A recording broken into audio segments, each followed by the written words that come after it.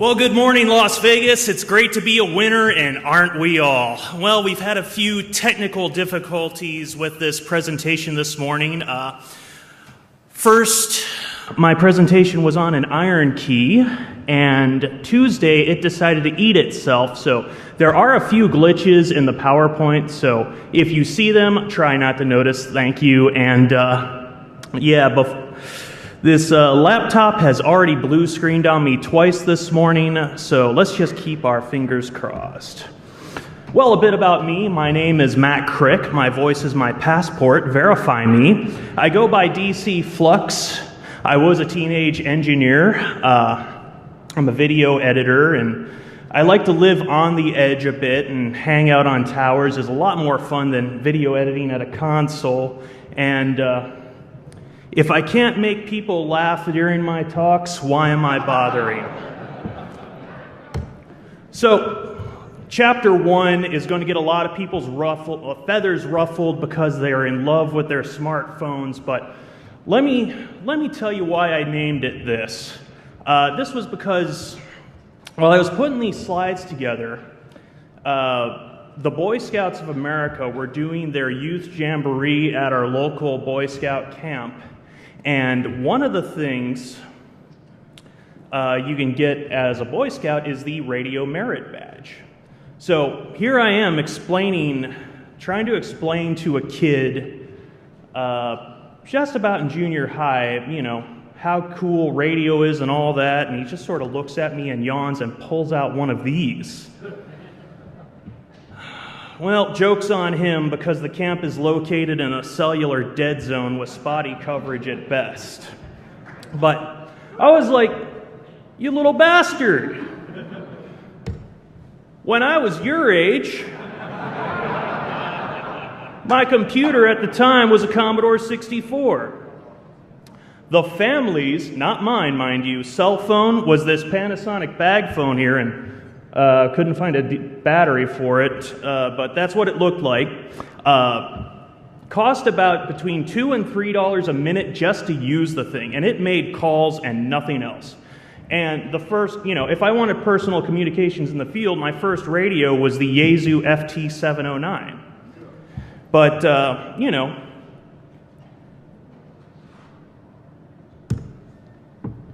so everyone, got their smartphone so they can make phone calls, but guess what? In amateur radio, we've got that. We have manual phone patch, and we have auto patch if you have a repeater.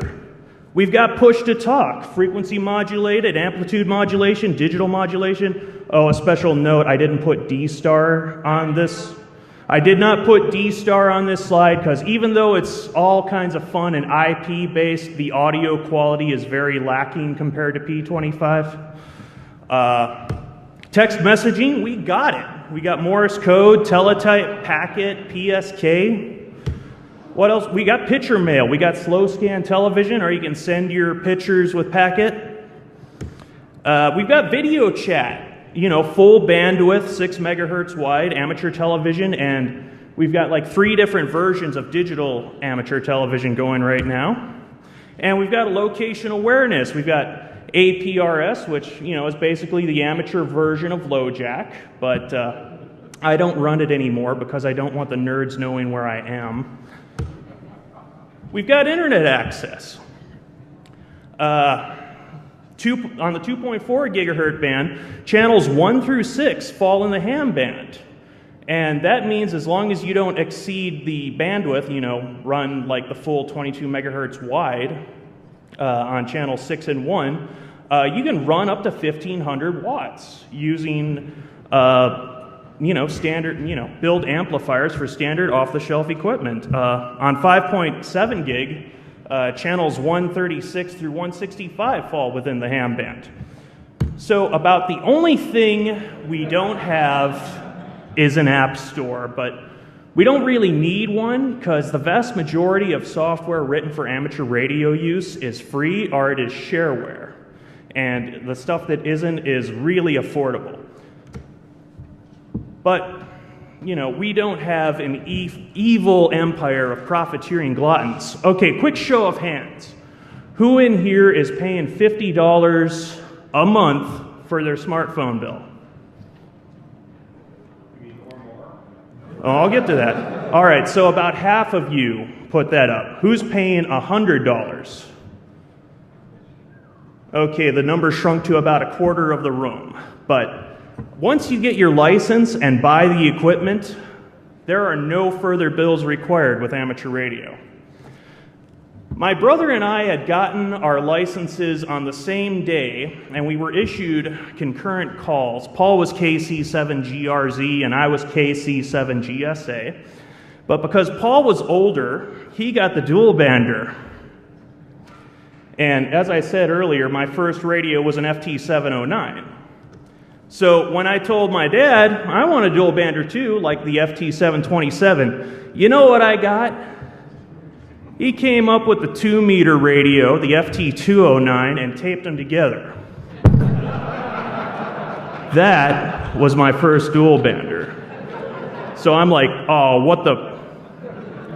But later he would come up for me, the Kenwood TH77. I love this radio to death, and I probably would be paralyzed right now if I didn't have it with me when I was hiking once, because usually, well, this one's a little big, but usually when I'm out in the field, I'll put the radio on my back like that. But I fell off a cliff and used my TH77 for landing gear. And the whole front panel was damaged, LCD cracked, battery scuffed. But you know what? I turned it on and it still worked, and I could make a call for help. Try that with your iPhone. Okay, moving on to amateur radio. Now, a lot of people, this slide was actually a quick comparison for commercial radio and television broadcasting. Well, you know, it's really a pain in the butt to get one of these going.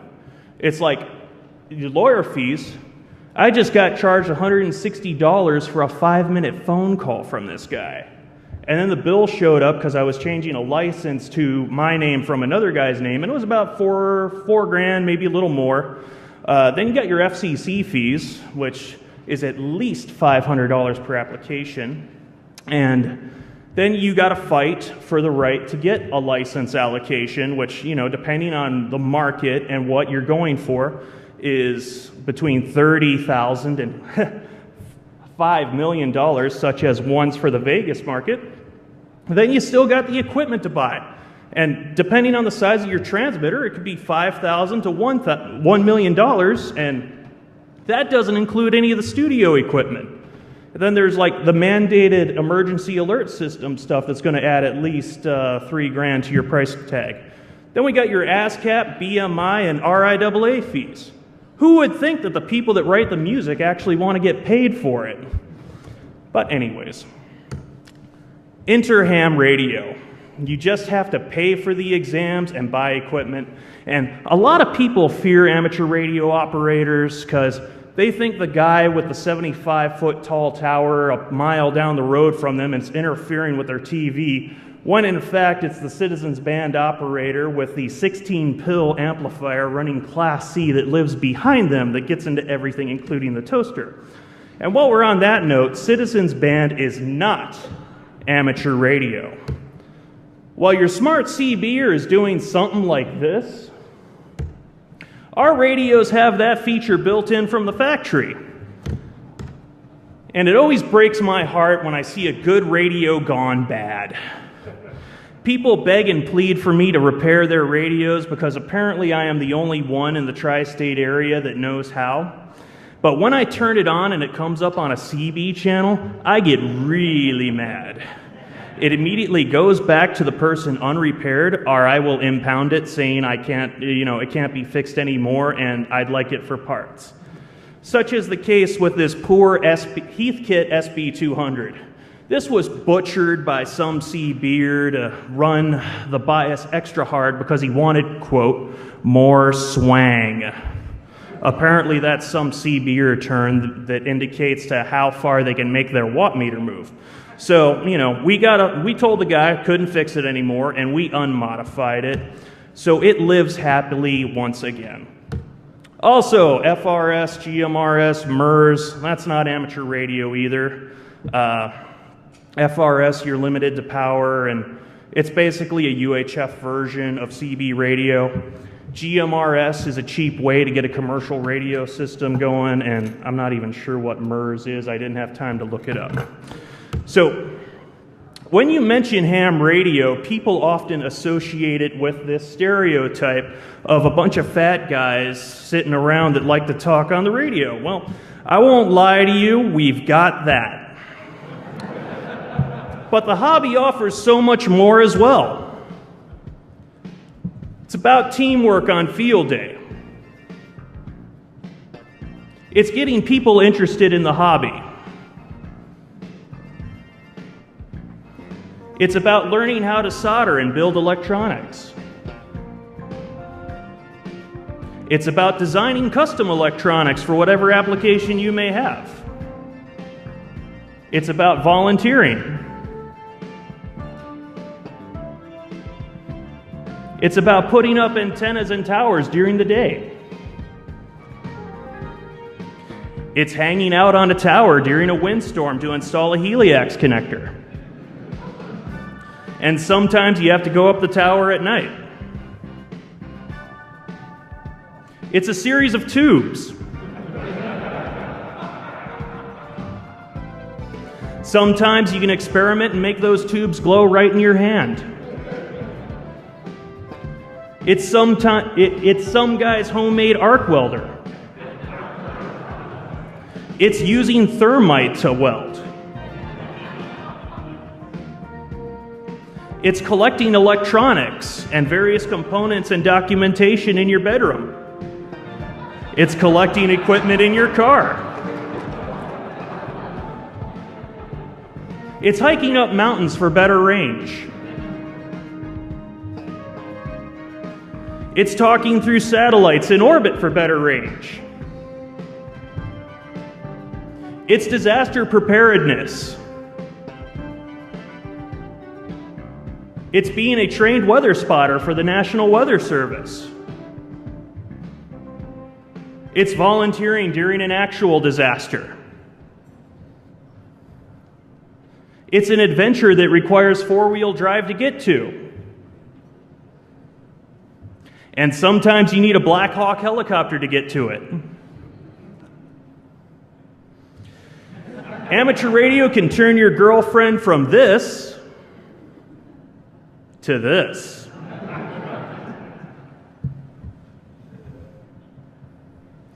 Most of all, amateur radio is about the things that I didn't have time to show you, which you will just have to find out some of these on your own if you do take an interest. But don't take my word for it. Here are some of the hams that you people may already know. This is Jay, K5Z Charlie. This is Bob, K2AMH. This is Joe, WB6ACU. This is Art, W6OBB. This is Nolan, W7DUK. This is John, K2HEP. This is Steve, WA6BND. This is Clifford, K7TA. And this is Kevin, N6NHG. Moving right along, the FCC is the man. Established by the government to be the entity that taxes people for the use of the electromagnetic spectrum, something that should otherwise be free. But anyways, these are the only people that have the authority to grant your license and to shut you down. Now, you don't know about the League? The Amateur Radio Relay League is ham radio's version of the NRA. They basically file legal petitions with the government on behalf of amateur radio operators, and being a member gets you a free subscription to a magazine. I was going to say QST is like guns and ammo for hams, but surprisingly that magazine wasn't owned by the NRA. And we've got some bands that we're allowed to use. This is the HF radio spectrum, 160 meters through 10 meters. 60 meters there is one of our newest bands, and the thing there is we're not allowed to use that whole chunk there. That is actually channelized into 5 channels, and you're allowed upper sideband voice only with 50 watts PEP, but I'll tell you, it works excellent. The 50 watts on a 12-foot whip is enough to talk from here, Arizona, to the surrounding states easy, both day and night. Here's our higher bands, 6 meters through 13 centimeters. What can I say? We've got more. We've got places all over the place. You know, I didn't show you all of our microwave bands, but these are the most actively used ones because equipment's readily available and you don't have to fight with dish alignment. And while we're on that note, the narrower the bandwidth your emission is, the longer you can make the range work. So at the top of this list is SSCW, which stands for Super Slow Carrier Wave. Now the trick there is the DITs, it's Morse code, but the DITs are 10 seconds long each and the DAs are 30 seconds long.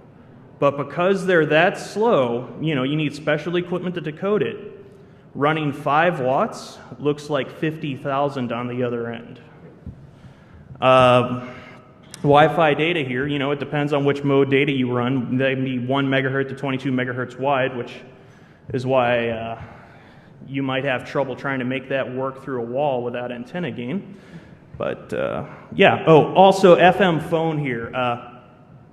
Commercial handheld radios have gone from 16 kilohertz deviation down to 8.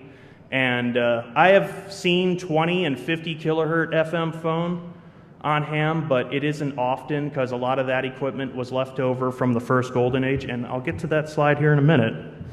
But one of the nice things about amateur radio, you can build your own mode. And, you know, super slow analog data, analog HDTV, that worked. That was actually 3 cable television modulators on 57, 58, and 59, combined, ran through an amp, and decoded on 3 VHS decks.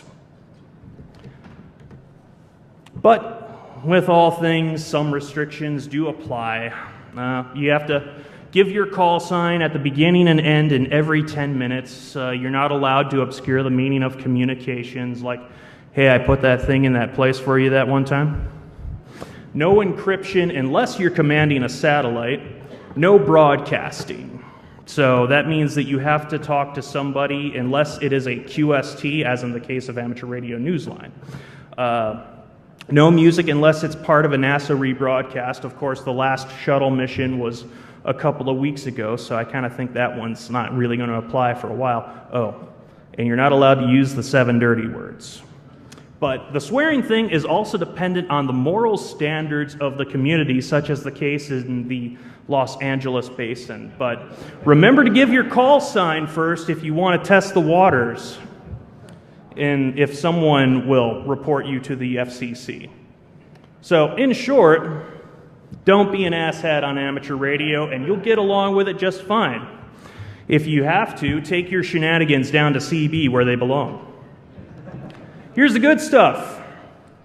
1,500 watts PEP on most bands with a few restrictions. Like I said, 50 watts on 60 meters, which is easy out of a mobile radio. 200 watts PEP on 30 meters, and also 30 meters is a CW only band. And 50 watts PEP on 70 centimeters, which is UHF in some locations, and that's a pave pause thing, and I'll get to that later. But the nice thing is you can run unlimited ERP. You can, like I said, build your own mode. They're allowed on all bands, except the pulse and spread spectrum ones are limited to pretty much 900 megahertz and above, because of those are the bands that have a lot of bandwidth to them. And also, you know, unlimited, you know, as long as your emission falls within the amateur radio bands, you can have as much bandwidth as you want on 900 megahertz. What I talked about in the last slide was PEP, peak envelope power. That's the power leaving your transmitter terminals. And it's peak because sideband and AM, they don't function with a continuous carrier. And a good example of this is with AM TV. An AM TV signal will typically, the average power is 75% typically below the peak power because of the sync tips. for the horizontal sync. ERP, however, is effective radiated power, which is the power you can actually throw into the radio horizon after the feed line loss and the antenna gain. So, you know, I've seen some people, actually, this is notable because it was a Las Vegas television station that did it. They had a license for 2 million watts ERP, and they thought they were going to do it with a 10,000 watt transmitter and make everything up in antenna gain. And I couldn't find a donut to explain this, but the higher antenna gain you use, the narrower the beam width. So if you use a very low gain antenna, imagine the pattern leaving it looking something like a donut. But as you start to make that into like 10 or 20 dB gain, that donut starts flattening out into a pancake. Now, if you put a pancake on top of a mountain, your power will fly over everyone down below the mountain and land someplace 120 miles away. And that's just, you know, they're probably not trying to watch you, but the poor guys that are 5 and 10 miles below under you are. Here's that chart I was telling you about, the UHF power restrictions per 47 CFR 2.106, footnote US 7. Pretty much you'll see all of Arizona's covered, most of Southern California, actually most of California too, and the Southern Nevada portion that Las Vegas resides in. But basically these are outlines around US government, Air Force installations. And pretty much we share the UHF spectrum with, you know, the 70 centimeter spectrum with the government, and they use it for radar to look for space junk.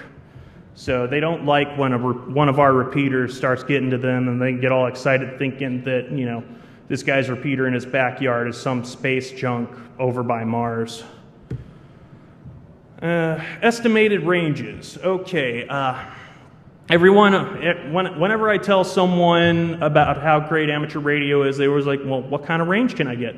Well, a lot of it depends on the band and conditions, but here's kind of a chart I put together. And generally, the lower the frequency, the better range you can get because of path loss.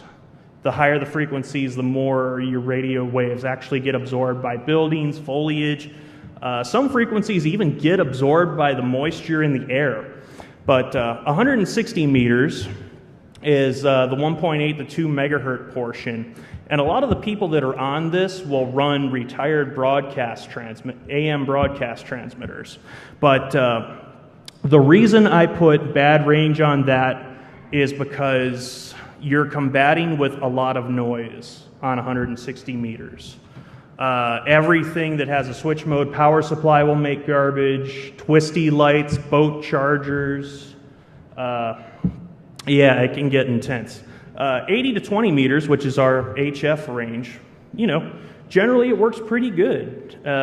Some bands work better at night, other bands work better during the day. It's a little big to put on this chart. Now, 10 meters. 10 meters I put on here has a peak and a dip, because that really gets good in 11-year cycles,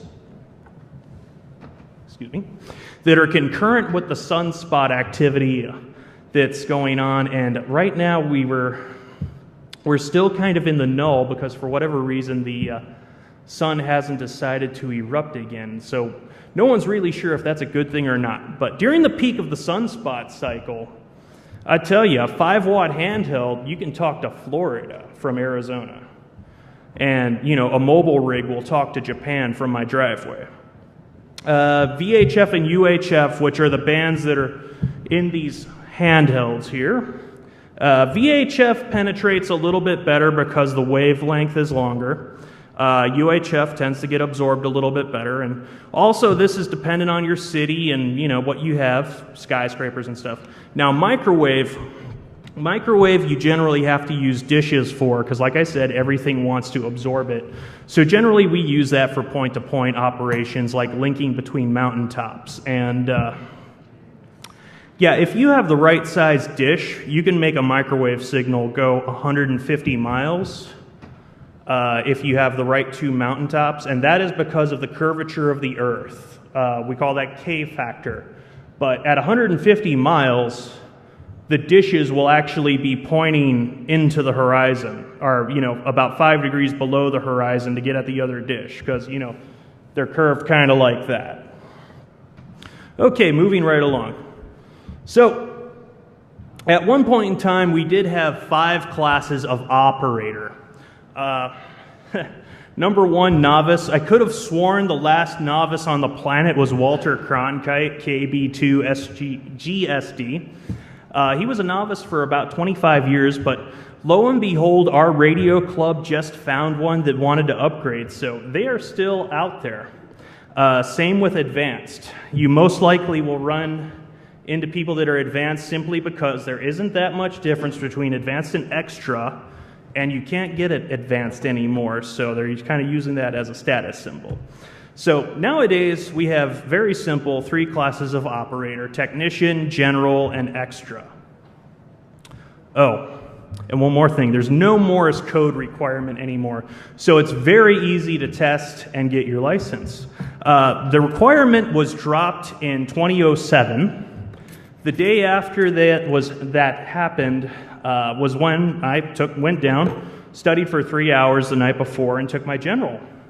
There were 34 people at that session, and we were at a paint store, and I actually had to stand at a shelf in the back of the paint store to take it.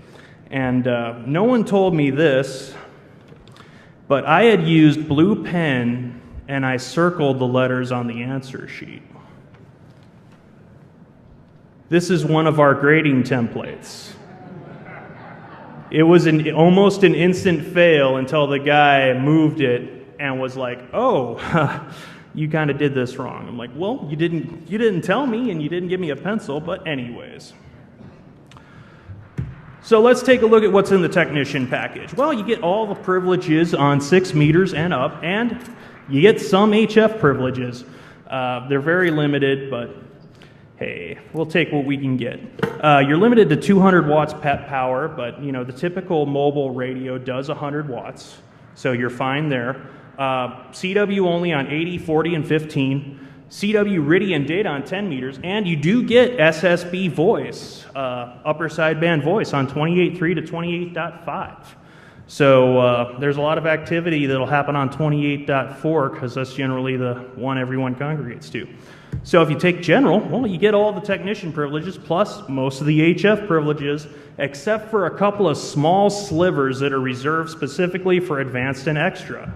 And if you become a volunteer examiner, you get the ability to give technician tests. And I was kind of scratching my head about that too.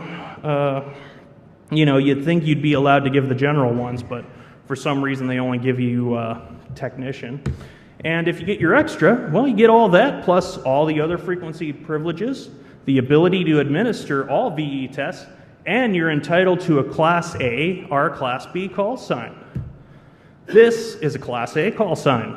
Also, most states offer special ham plates. Check your local listings for this. Some states they're free, some states they're discounted. Arizona kind of sucks. So you actually have to pay the same rate as a personal plate in Arizona. But, you get the little tower on the side, and it looks so much cooler. And another thing, I always get asked this a lot. People come up and they're like, "What part of Pennsylvania are you from?" Well, the number that's in a call sign represents what geographic location it was issued in. And the reason why I have a 3 in my call sign is because it is almost impossible to find a 1x2 or a 2x1 in 7 land, because a large number of them were reserved for Hawaii and Alaska, and people, when the vanity program came out, started getting them because they thought they were lucky. But anyways, also, American call signs only have 1 number in them. So right away, if you know someone, you can tell someone's not legitimate, such as the case of W6JJ4, just right away, because they'll have, when you ask them their call sign, they'll have an improperly formatted one. Okay, so who here recognizes these basic electronic symbols? Okay, but who of you know which one doesn't belong? Oh, I passed my novice without studying when I was bored at a hamfest one time, and I was 12, and I knew what, a switch looked like on a schematic, a resistor, a capacitor. So if you know anything about how to read a schematic for electronics, you get along just fine. But, if you're really interested on studying, go to this store. We are less than a mile from it. It's south. You can walk there if you can bear the Las Vegas summer heat. Or if you can find a taxi driver that'll, only take you there for a mile, go for it. But go in there, talk to a guy named Luke. He's the store manager, very cool guy. And he'll show you these books.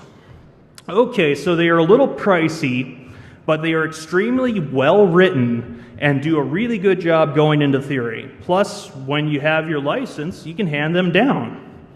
AES typically has 25 of each type in stock at any given time. If you don't see a copy on the shelf, just ask and they'll find it. They also have the Gordon West study guides available there as well. And, I know what you're saying. Well, Mr. Flux, I don't want to spend too much money on this. Well, if you're willing to use DEFCON's network, we have free online resources. Oh... I will point out, though, that when taking the QRZ practice exams, please remember to advance the test numbers, because it'll put you on test number 1 by default. And if you don't advance it, such as a case of Kimberly, KE7PYL, she was like, oh, look, I'm getting 100%. I'm like, really? Advance it to test 2? 20. Because, she kept learning the same 35 questions over and over again. This is the question pool size. So typically when you take your technician and general, 26 right or better. Passing grade is 75% or 74% or better. And I will point out that the general question pool has changed July 1st. So make sure you have the right question pool that you're studying for. So which class is right for you? General. General's right for everybody. I recommend everyone become at least a general because you get privileges on all of the HF bands minus those small segments, but that's fine. You just can't talk to Art Bell and pals on 3840. And the segments reserved for advanced and extra, which it's 400 kilohertz spaced over, 12 bands, so it's not that much. And it's real cheap to take the test by us, save a little coin for the exam. This was the first year we actually started testing here at DEF CON, and there were actually a few more of us, but they had to go before this picture got taken. Let's see. Okay, so things to bring. Obviously $15. We'd like a photocopy of your driver's license, a photocopy of your existing FCC license, or you can print out the reference copy if you're going to upgrade to something like General or Extra. We'd also like to have your FRN, which I believe is Federal Registration Number, but I'm not sure on my alphabet soup today. If you don't have an FRN and you trust us, we can use your SSN.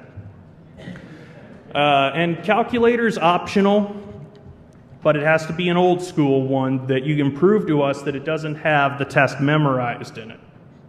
So, a TI-36 would be just fine, but don't show up with a TI-84 unless you can prove to me that the memory is 100% clear on it, okay?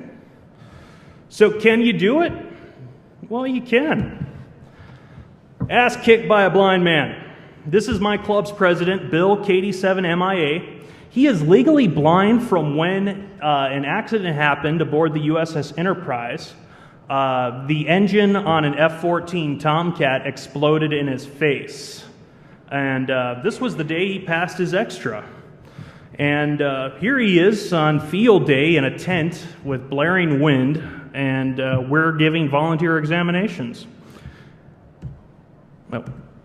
And this one just happened. This is Karen Lee.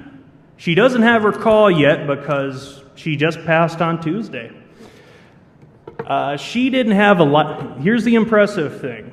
She didn't have a laptop or a computer with the internet, couldn't afford a book, and didn't ask anyone to print out the questions for her. So she studied on a droid. Yes, wouldn't you know it, smartphones are actually good for something after all. And she actually took it the month previous, but the website she was studying on, I forget which one it was, but their mobile version did not have the current question pool. So she failed the first time, but came back and took it on Tuesday and passed with only 2 wrong. Okay, so everyone's thinking, okay, show me the hacks. Well, we are on the verge of the second golden age of amateur radio. The first one was the first commercial narrowbanding in 1963, and that's when we went from 15 kilohertz FM deviation to 5. So you gotta love unfunded government mandates. So all the equipment that is made obsolete by mandates is worthless to everyone except hams. So, you know, you can get like $400 and $500 handheld radios, $20, $10, sometimes even free if you find the right guy. So, you know, pretty much we're going from the second narrowbanding that takes effect, I believe it's February 2013. We're going from 5 kilohertz to 2.5 kilohertz deviation. So you'd think that someone would just get in the radio and turn the pot down so it doesn't deviate as much, but no. The FCC says specifically that the radio has to be type accepted for that emission standard, and no one wants to pay $15,000 to send the radio to the laboratory to prove that it's doing the emission they say it is. So as a result, you know, commercial radios are being dumped on eBay and Hamfest like crazy right now. So what do you need to work on radios? Well, I recommend you have at least one cat on your bench at all times, because if you do, your critter count goes down to practically nothing. Also, the messier your bench is, the more work you can get done. So what I have on my bench here, and this is kind of an old picture, to the left there I have an Astron VS35M, which is variable voltage, variable amperage power supply up to 35 amps. Very useful for working on almost any radio. Behind the cat there is my trusty HP8924C.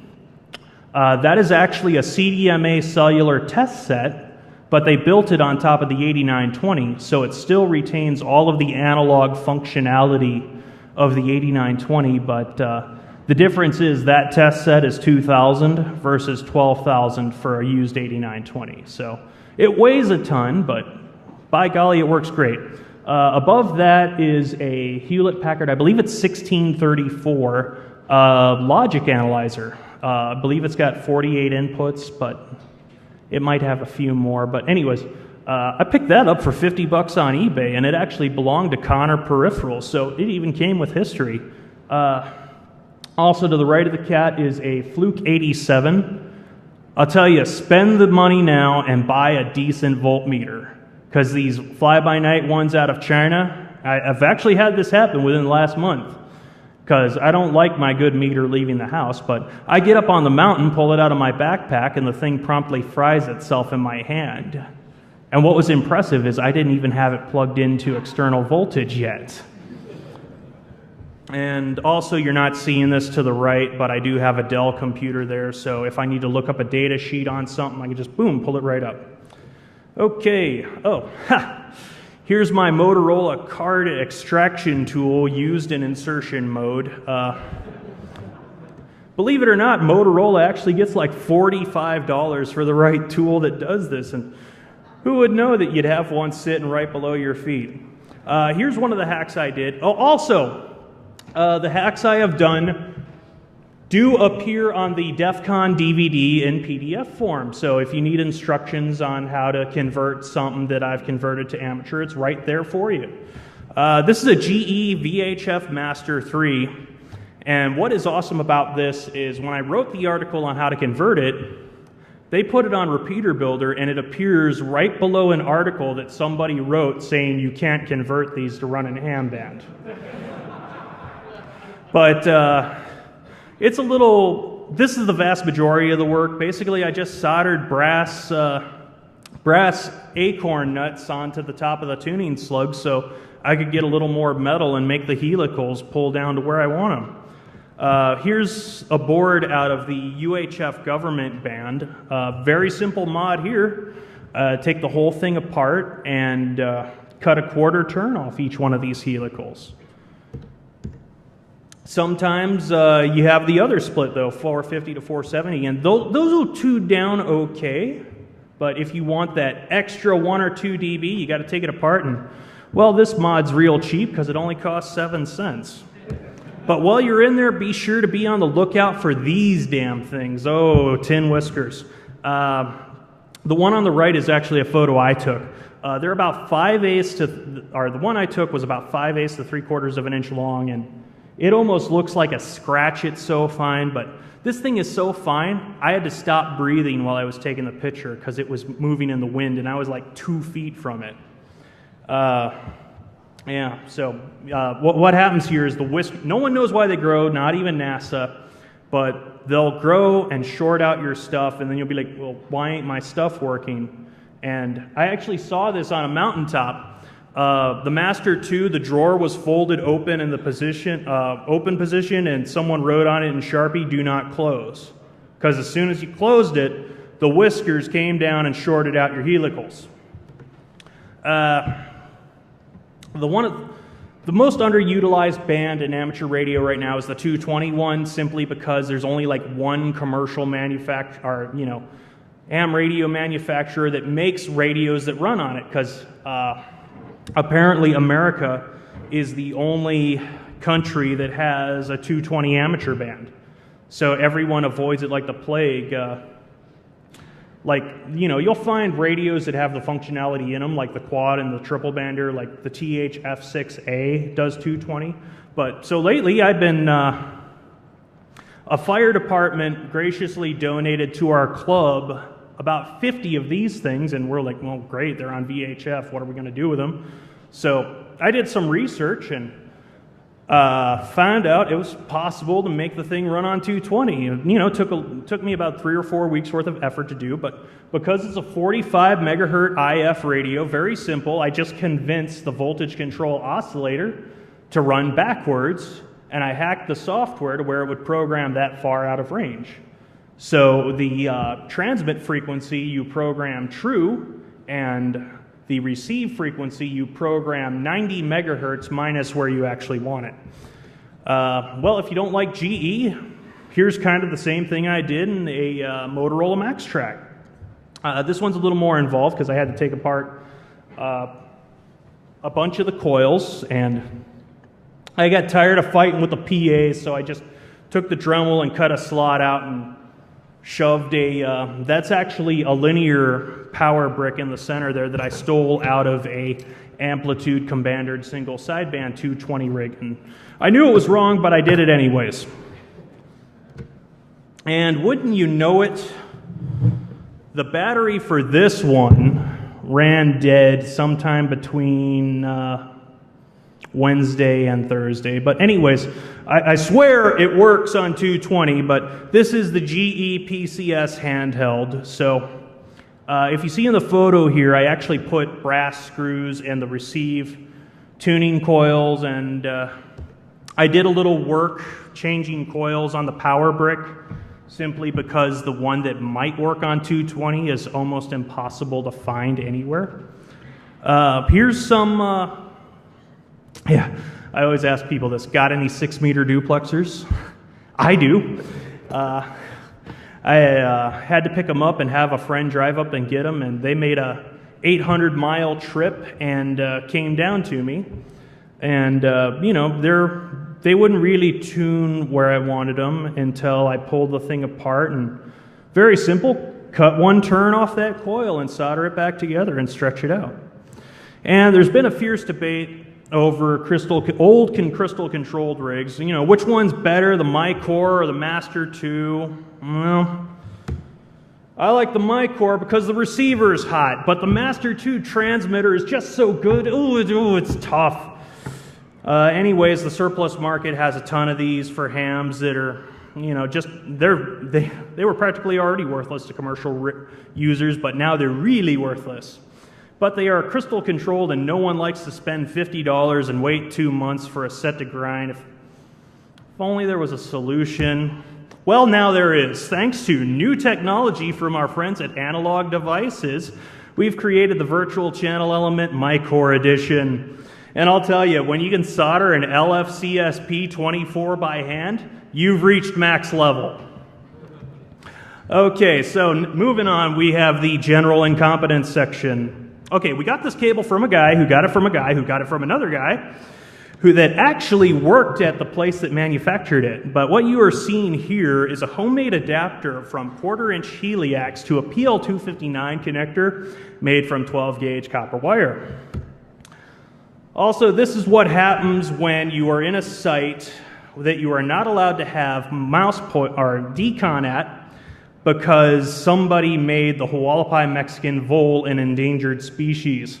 So the thing gets in your building and it likes to hang out on hot spots and crap all over your board. And the problem is that stuff will eat right through the solder mask and start dissolving the copper. So, such is the case of this radio.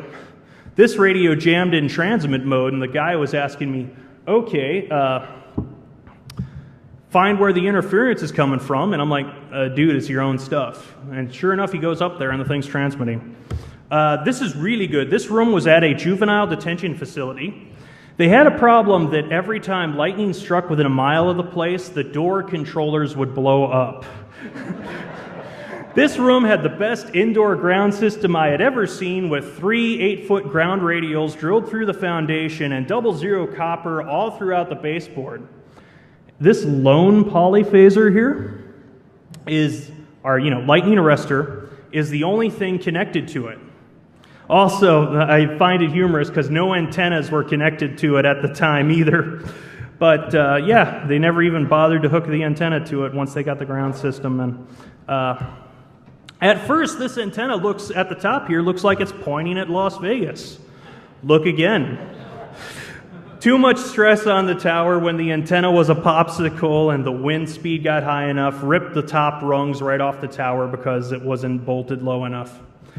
All right, I was scratching my head on this next picture, and I'm sorry it's a little hard to see, but this is the KAAA AM tower, old dark one in Kingman. For some reason, someone bolted cellular antennas at the 40-foot level, which it didn't make sense to me, and I was scratching my head. I even called their chief engineer, and he didn't know. So, I didn't figure out why they did it until I went into the parking lot, and this is what I saw across the street. Apparently, cellular coverage is so lousy in our town that they couldn't sell cell phones. And this is a site access gate, and this is kind of a double-edged sword. Had it not been for the push bar on this front of this truck, it probably wouldn't grab the gate. But also, had it not been there, this guy would have probably lost his junk. And on that note, it has occurred to me that we have ran out of time, and so I can clear the stage for the next guy. I will be entertaining your questions in the Q&A room. Thank you for attending, and enjoy yourselves the rest of the day.